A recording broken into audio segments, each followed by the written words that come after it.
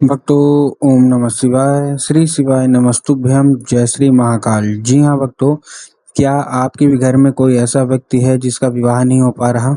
आप लोग बहुत ज़्यादा परेशान हैं उसके विवाह के लिए कि आखिरकार इस व्यक्ति का जो विवाह है वो हो क्यों नहीं पा रहा। जब भी आप कोशिश करते हैं कि उसका जो विवाह है वो हो जाए, लेकिन कोई न कोई अड़चन, कोई न कोई समस्या आ रही है, जिसके कारण उसका जो विवाह है ना वो होने का नाम ही नहीं ले रहा। तो ऐसे में कौन सा उपाय करें ताकि उसका जो भी व्यक्ति है आपके घर का, चाहे वो आपका लड़का है या लड़की है, उसका अगर विवाह नहीं हो रहा तो अवश्य रूप से उसका जो विवाह है वो हो जाए। आज की इस वीडियो के माध्यम से हम आपको बताने वाले हैं कि आपको करना क्या है। पूरा का पूरा उपाय अच्छे तरीके से समझाने वाला हूँ, तो बस उपाय ध्यान से सुन के अच्छे से करिएगा ज़रूर। अगर आपने आज का ये उपाय ध्यान से सुन के और अच्छे से कर लिया तो अवश्य रूप से जो कोई भी इच्छा है ना और जो कोई भी मनोकामना है, सारी की सारी मनोकामना, सारी की सारी इच्छा अवश्य रूप से पूरी होगी ही होगी। क्या करना है, कैसे करना है, पूरा आपको बताने वाला हूँ, अच्छे तरीके से समझाने वाला हूँ। तो बस उपाय ध्यान से सुन के अच्छे से करिएगा ज़रूर। अगर आपने आज का ये उपाय अच्छे से कर लिया तो अवश्य रूप से जो भी आपके घर का व्यक्ति है, अवश्य रूप से उसकी मनोकामना पूरी होनी ही होनी है। देखिए, आपको भी पता है कि जो पूज्य गुरुदेव की कथा होती है उसमें लाखों की भीड़ आती है। कैसे भीड़ आती है? लाखों की भीड़ आती है। और जब गुरुदेव की कथा में लाखों की भीड़ आती है तो वहाँ ज़्यादातर जो भक्त रहते हैं वो क्या करते हैं, पत्र के द्वारा अपनी मनोकामना गुरुदेव तक पहुँचाते हैं। किसके द्वारा? पत्र के द्वारा। तो अभी गुरुदेव की कथा चल रही थी, आज से 4 से 5 महीना पहले की बात है। गुरुदेव की कथा चल रही थी और गुरुदेव की कथा में लाखों की भीड़ आई। अब जब गुरुदेव की कथा में लाखों की भीड़ आई तो वहाँ ज़्यादातर जो भक्त थे ना, उन्होंने क्या किया, पत्र के द्वारा अपनी मनोकामना गुरुदेव तक पहुँचाई।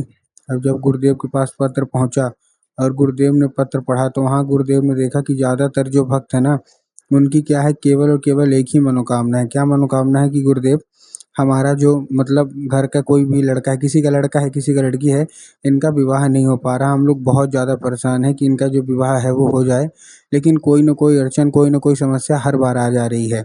हर एक चीज़ सही चल रहा होता है, हर एक चीज़ ठीक चल रहा होता है, लेकिन अंत में आके कुछ न कुछ ऐसा होता है जिसके कारण इनका जो विवाह है ना वो होते-होते रुक जाता है। कृपया करके कोई उपाय बता दें, हम लोग बहुत ज़्यादा परेशान हैं। इनकी जो उम्र है ना वो भी धीरे-धीरे करके गुज़रती जा रही है, हमको समझ में नहीं आ रहा कि क्या हो गया? कृपया करके कोई उपाय बता दें।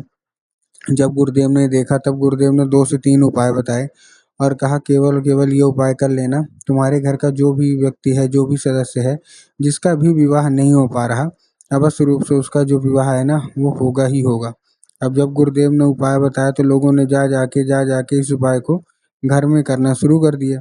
अब जैसे ही लोगों ने जा के इस उपाय को घर में करना शुरू कर दिया, वही लोग गुरुदेव की कथा में मात्र 1 से डेढ़ महीने के बाद वापस आए। अब जब वही लोग गुरुदेव की कथा में वापस आए तो उन्होंने क्या किया, एक बार फिर से गुरुदेव को पत्र लिखा।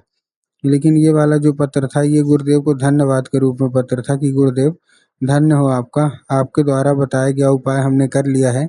हमारी सारी की सारी इच्छा, सारी की सारी मनोकामना पूरी हो गई है। हमारे घर का जो व्यक्ति था जिसका विवाह नहीं हो पा रहा था, उसका जो विवाह है वो पक्का हो गया है। आपका कोटि-कोटि धन्यवाद। तो देखिए, जो लोग भी मेरी आवाज़ अभी सुन रहे हैं ना, अगर आपको भी जानना है कि आखिर ऐसा कौन-सा उपाय है, जिसको करने मात्र से मात्र 1 से डेढ़ महीने के अंदर ही मनोकामना पूरी हो जाती है, तो चलिए हम बताते हैं आपको आज की इस वीडियो के माध्यम से कि आपको करना क्या है। तो बस उपाय ध्यान से सुन के अच्छे से करिएगा ज़रूर। अगर आपने आज का ये उपाय ध्यान से सुन के और अच्छे तरीके से कर लिया तो अवश्य रूप से जो कोई भी इच्छा है, जो कोई भी मनोकामना है, अवश्य रूप से मनोकामना पूरी होगी ही होगी, ठीक? तो चलिए चलते हैं उपाय की ओर, लेकिन उसके पहले चैनल पे अगर पहली बार आए हैं और आवाज़ मेरी पहली बार सुन रहे हैं तो वीडियो कर दें लाइक और चैनल को भी कर लें सब्सक्राइब, ताकि पूजनीय पंडित प्रदीप जी मिश्रा के रोज़ नए-नए उपाय, जो कि मैं उनकी कथा से सुनता हूँ, श्रवण करता हूँ, सबसे पहले मैं आपको प्राप्त करा सकूँ, ठीक? तो देखिए, जो हमारा सबसे पहला उपाय है वो 3 काली मिर्च और 1 धतूरे का उपाय है। किसका है? 3 काली मिर्च और 1 धतूरे का। अब देखिए, काली मिर्च और काली तिल में ना बहुत सारे लोग कन्फ्यूज़ भी होते हैं। काली मिर्च क्या है, काली तिल क्या है? हमको थोड़ा साफ-साफ बताओ। तब गुरुदेव ने साफ-साफ बताया है कि आपको काली मिर्च ही लेना है, काली तिल बिल्कुल भी मत लीजिएगा, ठीक? आपने ले लिया, अब लेने के बाद आपको करना क्या है, जैसे आपने लिया, लेने के बाद आपको क्या करना है, पहुँच जाना है उसी व्यक्ति को, मतलब दे देना है, जिसका विवाह नहीं हो पा रहा, उसको भेज देना है कहाँ? सीधा-सीधा शिव मंदिर। अब जैसे ही शिव मंदिर पहुँचेगा उसको क्या बोलना है कि दक्षिण दिशा में खड़ा हो जाए और उत्तर की ओर अपना चेहरा कर ले। अब देखिए, दक्षिण और उत्तर में ना बहुत सारे लोग कन्फ्यूज़ भी होते हैं कि दक्षिण क्या है, उत्तर क्या है, हमको थोड़ा साफ-साफ बताओ। तब गुरुदेव ने साफ-साफ बताया है कि आप जिस भी शिव मंदिर जा रहे हैं, उस शिव मंदिर का जिधर साइड जलाधारी होगा ना, आपको अपना चेहरा उधर साइड करके खड़े हो जाना है। ठीक, खड़े हो गए? खड़े होने के बाद आपको एक नाम लेके, कौन-सा? महादेव का बहुत ही सुंदर सा नाम है, श्रम्भेश्वर महादेव। तो आपको करना क्या है, आपको केवल और केवल श्रम्भेश्वर महादेव का नाम लेके उन्हीं का स्मरण करके आपको चुपचाप क्या कर देना है, आपको अर्पित कर देना है बस। पूज्य गुरुदेव कहते हैं कि अगर आपने श्रम्भेश्वर महादेव का ये उपाय कर लिया ना, तो अवश्य रूप से जो कोई भी इच्छा है, जो कोई भी मनोकामना है, अवश्य रूप से मनोकामना पूरी होनी ही होनी है। ठीक? ये था कौन-सा हमारा?